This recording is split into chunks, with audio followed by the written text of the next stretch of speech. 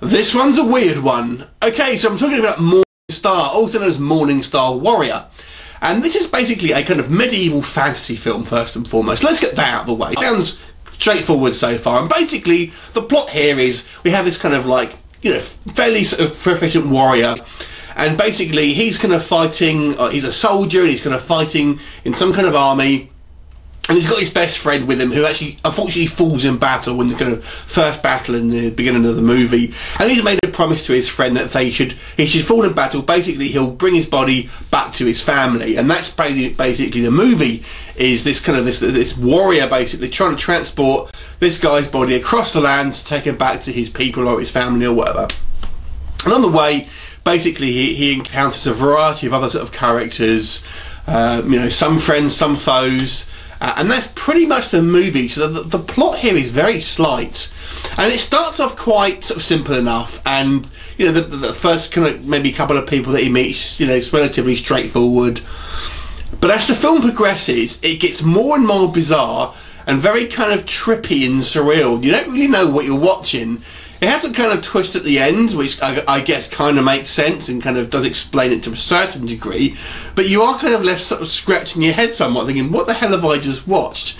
Now, let me get back to the plot. The plot here is quite slight, so if you're expecting some kind of like overreaching story with, you know, big action set pieces and things like that, you're going to be disappointed in this film. It's a very sort of small scale film, but that said, the things that they do right in this film, I think, are pretty good. So I believe it was filmed in Italy, and the actual sort of cinematography and the locations and the kind of, you know, set design and stuff like that all look fantastic. It actually looks like a really lush playing field, a lush kind of landscape they've got here, and it kind of really sort of sets this kind of tone.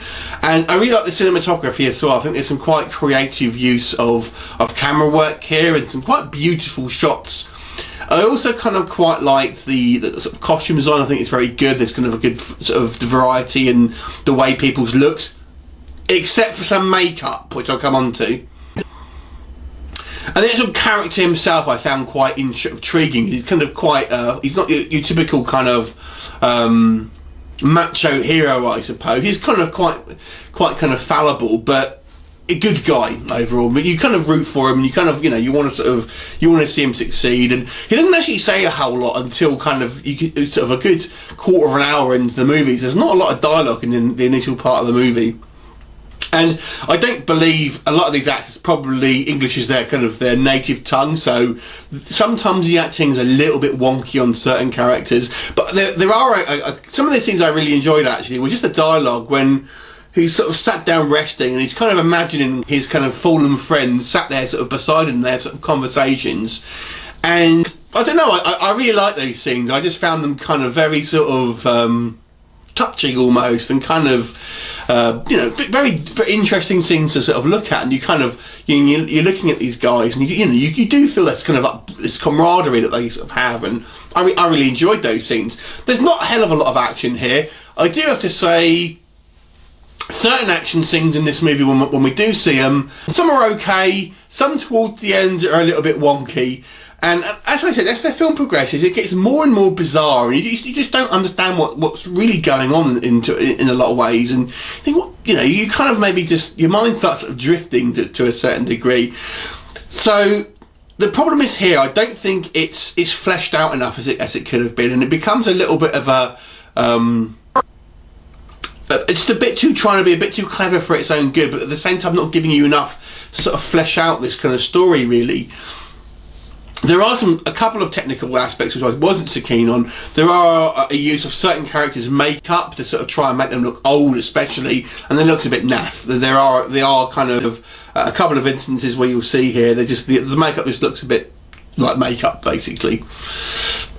But I really like the character. I like the kind of cinematography, but the plot here, unfortunately, when it comes down to it, is a little bit bizarre and possibly a little bit boring, because, as I say, not a whole lot happens. The actual story is kind of paper thin. I did find it intriguing nonetheless, I will say that.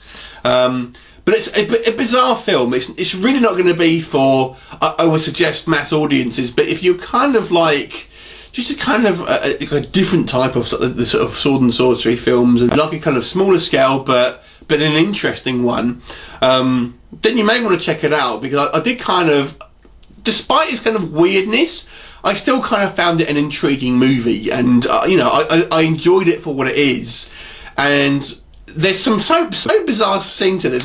A scene involving a king, I was saying, it's just so weird. It's just so weird. But there you go. So definitely not for everyone, but if you are kind of maybe a little bit more on the kind of the arty side, you may like it. I'm actually going to give this a slightly above average 6 out of 10. It's an interesting film. I was intrigued by it, which I guess is a good thing. But you're definitely not going to be for everyone. If you like your kind of, I don't know, your Beastmaster type films, and that's kind of what you want from your sort of sorcery and sword and sorcery films, and you may not like this one. If you kind of like your, you know, you're a little bit more like Valhalla Rising, stuff like that, then maybe this one will be for you. So 6 out of 10. An interesting film. Go check it out if you like the sound of it. Let me know what you think, and I'll look forward to seeing you next time. Bye for now.